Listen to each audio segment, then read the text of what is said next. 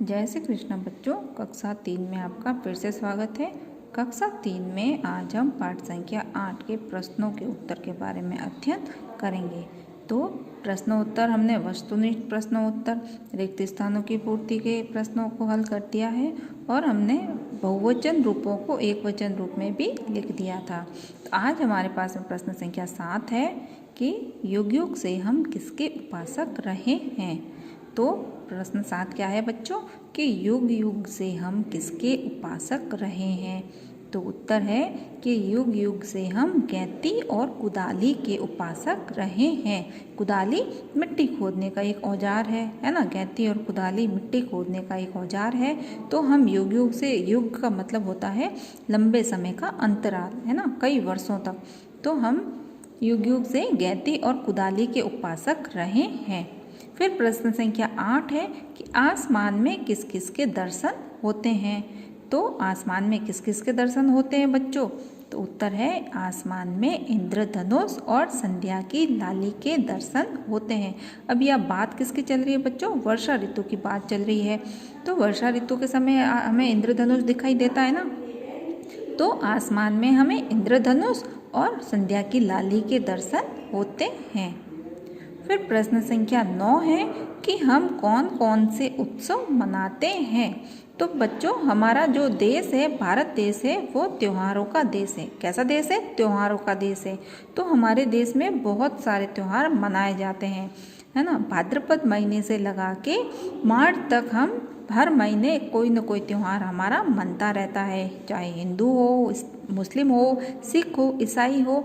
तो हमारे देश में कोई न कोई त्यौहार मनते रहते हैं। तो हम देखिए बच्चों, मगर हम उत्सव जो हमारे खास त्यौहार है वो कौन से हैं, होली, दीपावली, दशहरा, है ना, क्रिसमस है और कौन से, ये सारे पर्व हम मनाते हैं, है ना। ईद है। तो ये सारे त्यौहार हम मनाते हैं। तो अब हमारी कविता में 2 त्योहारों के जिक्र किया गया है कि हम होली और दिवाली जैसे अनेक उत्सव मनाते हैं। फिर प्रश्न संख्या 10 है कि इंद्रधनुष के दर्शन कब होते हैं। तो बच्चों आपको पता ही होगा कि इंद्रधनुष के दर्शन कब होते हैं, कविता में हमने अच्छे से पढ़ रखा है। इंद्रधनुष के दर्शन वर्षा ऋतु में होते हैं। जब बारिश होके चली जाती है तो उसके बाद में 7 रंगों की धनुष जैसे हमें एक आकृति दिखाई देती है। वो क्या कहलाती है, इंद्रधनुष कहलाती है। ठीक है, क्या कहलाती है, इंद्रधनुष। तो हमें इंद्रधनुष के दर्शन कब होते हैं, वर्षा ऋतु में हमें इंद्रधनुष के दर्शन होते हैं। फिर प्रश्न 11 है कि किसान का पसीना कब बहता है। प्रश्न 11 क्या है बच्चों कि किसान का पसीना कब बहता है। तो उत्तर है कि किसान का पसीना तेज धूप में तथा परिश्रम करने पर बहता है। किसान का पसीना कब बहेगा, किसान, अब बच्चों देखो, हम लोग आपको जब पढ़ाते हैं तो क्लास में बैठ के पढ़ाते हैं, हमारे ऊपर छत होती है, हमें धूप नहीं लगती है, पंखे भी चल रहे होते हैं हमारे, और बाकी लोग जो काम करते हैं, है ना, ऑफिसों में जो काम करते हैं वो एसी में, कूलर में, पंखों में, छत के नीचे काम करते हैं। मगर एक किसान ही है जो तेज धूप में, चाहे सर्दी हो, बरसात हो, तो वो खुले में तेज धूप में क्या करता है, अपना पसीना बहा के हमारे लिए अनाज पैदा करता है और परिश्रम करने पर उसका पसीना बहता है। तो हमें किसान गरीब का कभी मजाक नहीं उड़ाना चाहिए, अन्न का अनादर नहीं करना चाहिए। ठीक है, तो प्रश्न 11 क्या है बच्चों कि किसान का पसीना कब बहता है। तो उत्तर है किसान का पसीना तेज धूप में तथा परिश्रम करने पर बहता है। फिर प्रश्न संख्या 12 है कि काली घटा छाने पर कौन कौन गीत गाने लगते हैं। अब जब काली घटा छाती है, मतलब जब काले काले बादल आसमान में दिखाई देने लगते हैं तो कौन कौन गीत गाने लगते हैं। तो उत्तर है हमारा बच्चों कि काली घटा छाने पर कोयल, मोर और पपीहे गीत गाने लगते हैं। कोयल की आवाज़ सुनाई देती है आपको, कितना मीठा बोलती है, और मोर भी जंगलों में बोलने लग जाते हैं कि मोर भी बोलते हैं कि भी बारिश आने वाली है, और पपीहे भी गीत गाने लग जाते हैं काले बादल देख के, अरे वाह अब तो बारिश होने वाली है। फिर प्रश्न संख्या 13 है कि नदी कहाँ से बहकर आती है और उसका मैदानों पर क्या प्रभाव पड़ता है। तो हमने वस्तुनिष्ठ प्रश्न किए थे, उसमें प्रश्न आया था कि नदियाँ कहाँ से आती है।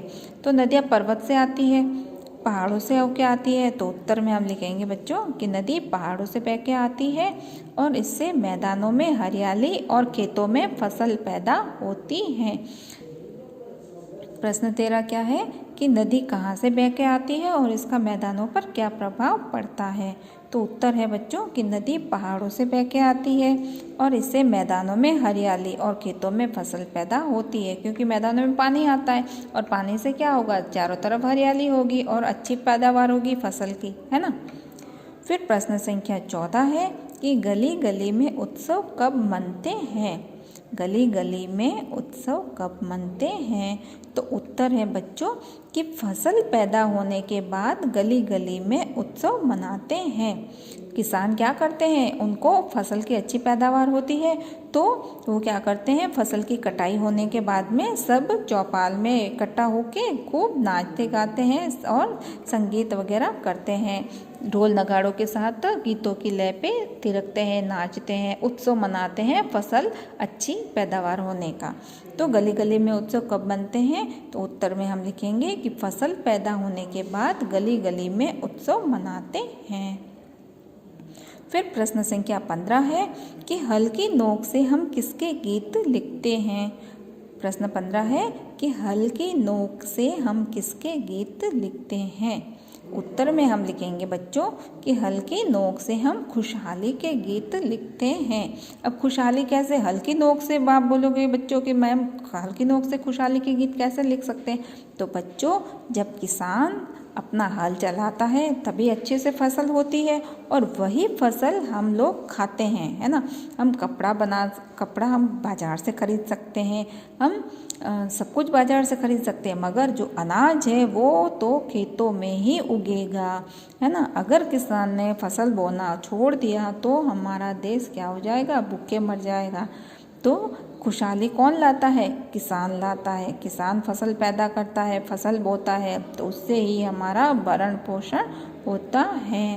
तो हल्की नोक से हम किसके गीत लिखते हैं। तो हल्की नोक से हम खुशहाली के गीत लिखते हैं। तो इन प्रश्नों को आप सुंदर राइटिंग में कॉपी में लिखना है और साथ ही साथ अच्छे से याद भी करना है। जय श्री कृष्ण।